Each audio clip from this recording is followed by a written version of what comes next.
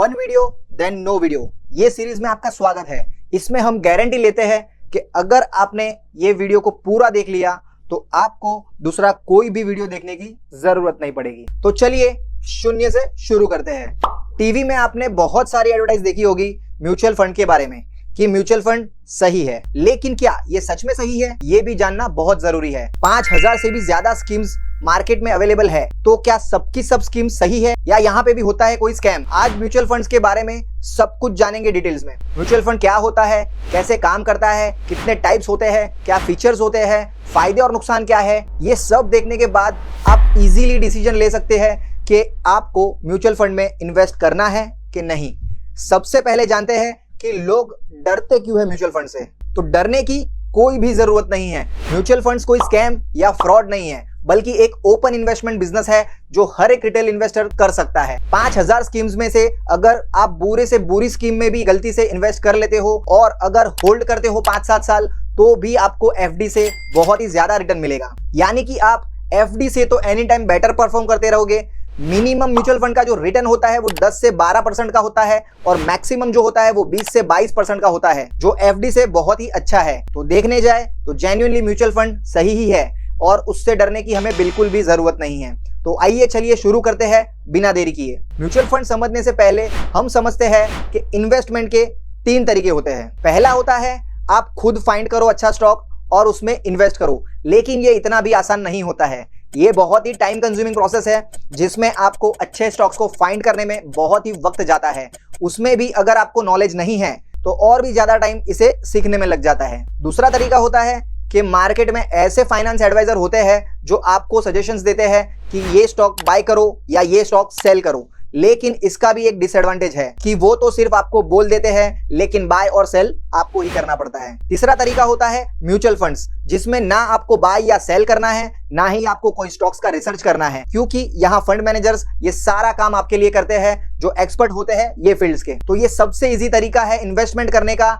इसको और भी इजी तरीके से समझने के लिए एक छोटा सा एग्जांपल ले लेते हैं। अगर मुझे मुंबई से नासिक जाना है तो मेरे पास सिर्फ 2 ऑप्शन है, या तो मैं खुद की कार निकालूं और खुद ट्रैवल करके चले जाऊं, लेकिन अगर मुझे कार चलानी नहीं आती तो दूसरा ऑप्शन है कि मैं एक प्रोफेशनल ड्राइवर को हायर करूं जिसको कार चलानी आती है और मैं अपने डेस्टिनेशन पर पहुंच जाऊं। तो बस जो दूसरा ऑप्शन होता है उसको इन्वेस्टमेंट इंडस्ट्री में म्यूचुअल फंड कहा जाता है, जो हमारे पैसों को सही जगह इन्वेस्ट करके एक अच्छा रिटर्न गेन करता है और उसकी कुछ फीस वो लेता है, बट वो भी हमारे प्रॉफिट में से कटती है, सो किसी को भी कुछ इश्यू नहीं होता है। ये जो फीस होती है उसको एक्सपेंस रेशियो कहा जाता है, जो 1% से लेके 3% का हो सकता है। ये जितना कम हो उतना अच्छा होता है। तो अब जानते हैं म्यूचुअल फंड होता क्या है। म्यूचुअल फंड एक इन्वेस्टमेंट व्हीकल है जिसमें कई इन्वेस्टर अपना पैसा एक साथ पूल करते हैं, फिर ये pooled money professional funds manager द्वारा स्टॉक, बॉन्ड्स या दूसरे सिक्योरिटीज में इन्वेस्ट किए जाते हैं। यानी कि आप अकेले नहीं हैं, आपके जैसे और भी बहुत लोग अपना पैसा डालते हैं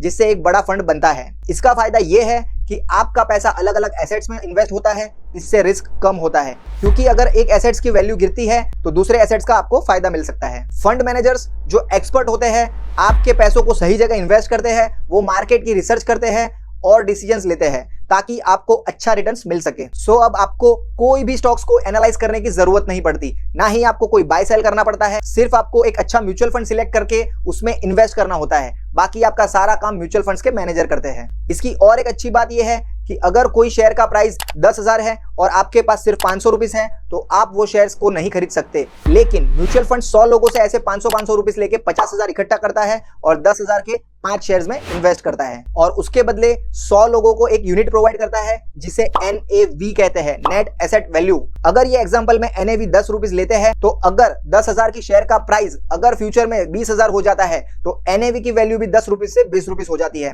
ताकि जो लोगों ने 500 रुपीज इन्वेस्ट किए थे उनके रिटर्न्स भी डबल हो गए, यानी कि 1000 रुपीज हो गए। इस तरह से रिटेल इन्वेस्टर को म्यूचुअल फंड से फायदा होता है। तो अब जानते हैं म्यूचुअल फंड काम कैसे करता है। पहला होता है इन्वेस्टमेंट पुलिंग। सबसे पहले जब आप म्यूचुअल फंड में इन्वेस्ट करते हैं तो आप अपना पैसा एक फंड में डालते हैं, ये पैसा दूसरे इन्वेस्टर के साथ मिलकर एक पूल बनता है। दूसरा है प्रोफेशनल मैनेजमेंट। ये pulled money professional fund managers के पास जाता है जो इस पैसे को अलग अलग इन्वेस्टमेंट में लगाते हैं, जैसे स्टॉक्स, बॉन्ड्स और रियल एस्टेट। तीसरा है डाइवर्सिफिकेशन। इसका मेन बेनिफिट है डाइवर्सिफिकेशन। आपका पैसा अलग अलग एसेट्स में इन्वेस्ट होता है जिससे रिस्क काफी कम हो जाता है। अगर एक इन्वेस्टमेंट खराब भी होती है तो दूसरी इन्वेस्टमेंट से आपको सपोर्ट मिल सकता है। चौथा नंबर है NAV, नेट एसेट वैल्यू। जहां आप म्यूचुअल फंड में इन्वेस्ट करते हैं तो आपको यूनिट्स मिलते हैं। इन यूनिट्स की वैल्यू डेली मार्केट कंडीशंस के हिसाब से चेंज होती है, इसे हम कहते हैं NAV, नेट एसेट वैल्यू।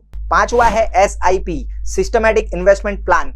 आप म्यूचुअल फंड में SIP के थ्रू भी इन्वेस्ट कर सकते हैं। इसका मतलब है कि आप हर मंथ एक फिक्स्ड अमाउंट इन्वेस्ट करते हैं जो आपको डिसिप्लिन्ड और कंपाउंडिंग बेनिफिट्स देता है। छठवा है रिटर्न्स। जब फंड मैनेजर्स आपके पैसों को अच्छे इन्वेस्टमेंट में लगाते हैं तो आपको रिटर्न्स मिलते हैं। ये रिटर्न्स मार्केट परफॉर्मेंस पे डिपेंड करते हैं। लॉन्ग टर्म इन्वेस्टमेंट से आपको ज्यादा फायदे मिल सकते हैं। इन्वेस्टर्स को म्यूचुअल फंड से रिटर्न मिलने के 3 मेन तरीके होते हैं। पहला है डिविडेंड और इंटरेस्ट इनकम। म्यूचुअल फंड्स अपने पोर्टफोलियो में रखे स्टॉक्स के डिविडेंड्स और बॉन्ड्स पर इंटरेस्ट डिस्ट्रीब्यूट करते हैं।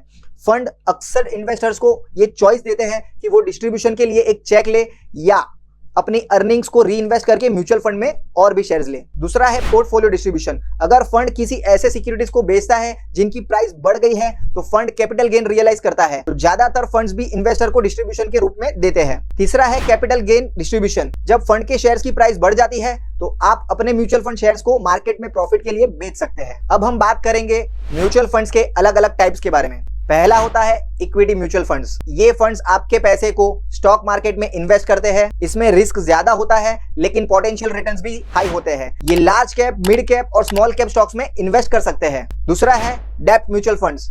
ये फंड्स फिक्स्ड इनकम सिक्योरिटीज जैसे बॉन्ड्स और डिबेंचर्स में इन्वेस्ट करते हैं। इसमें रिस्क बहुत ही कम होता है और रेगुलर इंटरेस्ट इनकम मिलता है। ये उन लोगों के लिए अच्छा है जो स्टेबल रिटर्न्स चाहते हैं और ज्यादा रिस्क नहीं लेना चाहते। तीसरा है हाइब्रिड म्यूचुअल फंड्स। जैसे नाम से पता चलता है ये फंड्स इक्विटी और डेब्ट दोनों में इन्वेस्ट करते हैं। इसमें रिस्क और रिटर्न का कॉम्बिनेशन होता है जो बैलेंस्ड इन्वेस्टमेंट के लिए परफेक्ट होता है। चौथा है इंडेक्स फंड्स। ये फंड्स किसी स्पेसिफिक मार्केट इंडेक्स में इन्वेस्ट करते हैं जैसे निफ्टी या सेंसेक्स। पांचवा है सेक्टोरियल और थीमेटिक फंड्स। ये फंड्स किसी पर्टिकुलर सेक्टर या थीम जैसे टेक्नोलॉजी, हेल्थ केयर या इंफ्रास्ट्रक्चर में इन्वेस्ट करते हैं। इसमें हाई रिस्क और रिवॉर्ड्स का पोटेंशियल होता है। छठा है ELSS, equity linked saving scheme. ये एक स्पेशल टाइप का इक्विटी म्यूचुअल फंड स्कीम है जिसमें आप टैक्स बेनिफिट भी ले सकते हैं, लेकिन ये 3 साल के लॉक इन पीरियड के साथ आता है। अब हम बात करेंगे कि आप म्यूचुअल फंड्स में कैसे निवेश कर सकते हैं। पहला है फाइनेंशियल गोल्स। सबसे पहले आपको अपने फाइनेंशियल गोल्स को समझना होगा। आप किस लिए इन्वेस्ट कर रहे हैं, क्या ये रिटायरमेंट के लिए है या एजुकेशन या फिर किसी और सपने के लिए। दूसरा है रिसर्च। अगला कदम है म्यूचुअल फंड्स की रिसर्च करना। आपको अलग अलग टाइप्स के म्यूचुअल फंड्स के बारे में जानना होगा। इक्विटी, डेब्ट या हाइब्रिड फंड्स, सबकी अपनी अपनी खासियत होती है। तीसरा है फाइनेंशियल एडवाइस। अगर आपको समझने में दिक्कत हो रही है तो एक फाइनेंशियल एडवाइस से कंसल्ट करें। वो आपको आपके गोल्स और रिस्क टॉलरेंस के हिसाब से बेस्ट ऑप्शन बताएंगे। चौथा है KYC प्रोसेस। म्यूचुअल फंड्स में इन्वेस्ट करने के लिए KYC प्रोसेस कंप्लीट करना जरूरी है। इसमें आपको अपने आइडेंटिटी प्रूफ्स, एड्रेस प्रूफ्स और फोटो देनी होती है। पांचवा है सिलेक्ट म्यूचुअल फंड। अब आपको एक म्यूचुअल फंड चूज करना है। आप फंड परफॉर्मेंस, एक्सपेंस रेशियो और फंड मैनेजर का ट्रैक रिकॉर्ड देख के एक म्यूचुअल फंड सिलेक्ट कर सकते हैं। छठा है इन्वेस्टमेंट मेथड। आप म्यूचुअल फंड्स में लमसम या SIP, सिस्टमैटिक इन्वेस्टमेंट प्लान के थ्रू इन्वेस्ट कर सकते हैं। लमसम में आप एक साथ अपना अमाउंट इन्वेस्ट करते हो, लेकिन SIP से आप थोड़ा थोड़ा करके रेगुलरली इन्वेस्ट कर सकते हैं। सातवां है इन्वेस्ट। जब आपका फंड सिलेक्ट हो जाए तो आप ऑनलाइन प्लेटफॉर्म या बैंक के थ्रू अपनी इन्वेस्टमेंट कर सकते हैं। उसके लिए आपको एक एप्लीकेशन फॉर्म भी फिल करना होता है। आठवां है मॉनिटर योर इन्वेस्टमेंट। इन्वेस्टमेंट करने के बाद आप फंड्स को रेगुलर बेसिस पर मॉनिटर करना ना भूलें। इससे आपको पता चलेगा कि आपका इन्वेस्टमेंट कैसा परफॉर्म कर रहा है। अब हम बात करते हैं म्यूचुअल फंड्स की फीस के बारे में। जब आप म्यूचुअल फंड्स में इन्वेस्ट करते हैं तो कुछ फीस होती है जो आपको समझना बहुत ही जरूरी होता है। पहला होता है expense ratio. Expense ratio mutual fund का एक इंपॉर्टेंट एस्पेक्ट है। ये फंड की ऑपरेटिंग एक्सपेंस को शो करता है, जैसे मैनेजमेंट फीस, एडमिनिस्ट्रेटिव कॉस्ट और मार्केटिंग एक्सपेंसेस। इसका परसेंटेज आपके इन्वेस्टमेंट पर डायरेक्टली इंपैक्ट डाल सकते हैं। दूसरा है एंट्री लोड। कुछ म्यूचुअल फंड्स में एंट्री लोड होता है जो आपको इन्वेस्टमेंट करते वक्त पे करना पड़ता है। ये एक परसेंटेज होता है जो आपके इन्वेस्टमेंट अमाउंट से कट हो जाता है, लेकिन अब कई फंड्स में एंट्री लोड बिल्कुल भी नहीं होता है। तीसरा होता है एग्जिट लोड। एग्जिट लोड तब लगता है जब आप म्यूचुअल फंड्स यूनिट को कुछ टाइम के अंदर ही सेल करते हैं।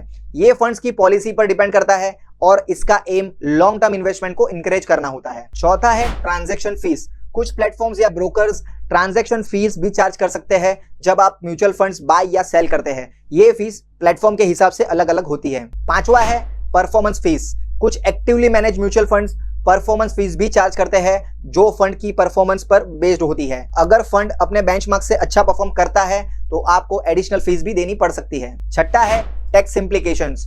आपको म्यूचुअल फंड से अर्न की गई इनकम पर भी टैक्स देना पड़ता है। लॉन्ग टर्म कैपिटल गेन और शॉर्ट टर्म कैपिटल गेन्स पर भी अलग अलग तरीके के टैक्स लगते हैं। अब हम बात करेंगे म्यूचुअल फंड में इन्वेस्टिंग के प्रॉस और कॉन्स के बारे में। पहले फायदे के बारे में बात करते हैं। उसमें पहला आता है डाइवर्सिफिकेशन। म्यूचुअल फंड्स आपके पैसों को अलग अलग स्टॉक्स और बॉन्ड्स में इन्वेस्ट करते हैं जिससे रिस्क कम होता है, जो कि एक ही जगह इन्वेस्ट करने से बेहतर है। दूसरा होता है प्रोफेशनल मैनेजमेंट। ये फंड्स प्रोफेशनल फंड मैनेजर्स द्वारा मैनेज किए जाते हैं जो मार्केट की अच्छी समझ रखते हैं। आपको रिसर्च करने की बिल्कुल भी जरूरत नहीं पड़ती है। तीसरा है लिक्विडिटी। म्यूचुअल फंड्स को आप कभी भी बाय या सेल कर सकते हैं। आपके पास अपने पैसों का आसानी से एक्सेस होता है। चौथा है सिस्टमैटिक इन्वेस्टमेंट प्लान।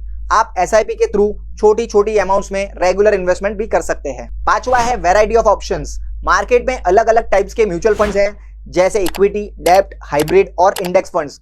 आप अपने फाइनेंशियल गोल्स के हिसाब से ये चूज कर सकते हैं। अब बात करेंगे म्यूचुअल फंड्स के नुकसान के बारे में। उसमें पहला आता है फीस और एक्सपेंसेस। म्यूचुअल फंड में एक्सपेंस रेशियो और एग्जिट लोड्स होते हैं जो आपके रिटर्न्स को अफेक्ट कर सकते हैं। ये फीस भी समझना बहुत ही जरूरी होता है। दूसरा है market risk. Mutual fund market fluctuations पे डिपेंडेंट होते हैं। अगर मार्केट गिरता है तो आपका इन्वेस्टमेंट भी गिर सकता है। तीसरा है लैक ऑफ कंट्रोल। आप फंड मैनेजर्स को अपने पैसों का कंट्रोल देते हैं जिससे आपको इन्वेस्टमेंट पर डायरेक्टली कंट्रोल नहीं होता है। चौथा है शॉर्ट टर्म फोकस। कुछ लोग म्यूचुअल फंड्स को शॉर्ट टर्म गेन के लिए यूज करते हैं, लेकिन ये लॉन्ग टर्म इन्वेस्टमेंट के लिए ज्यादा इफेक्टिव होते हैं। शॉर्ट टर्म में लॉस होने के चांसेस बहुत ज्यादा बढ़ जाते हैं। पांचवा है टैक्स इम्प्लीकेशन। म्यूचुअल फंड से अर्निंग पर टैक्स लगता है जो आपके नेट रिटर्न्स को इंपैक्ट कर सकता है। होप सो अब आपको म्यूचुअल फंड्स पूरा समझ आ गया होगा और आपको दूसरा कोई भी वीडियोस देखने की जरूरत ना पड़े। बस यही हमारी कोशिश रहती है। अगर आपको ये वीडियो अच्छा लगा तो वीडियो को लाइक करें, शेयर करें, चैनल को सब्सक्राइब करें और बेल आइकन प्रेस करें ताकि ऐसे ही फाइनेंशियल वैल्यूज आपको मिलती रहे। और कमेंट बॉक्स में कमेंट करके बताएं आपका फेवरेट म्यूचुअल फंड कौन सा है। धन्यवाद दोस्तों। See you soon in the next video.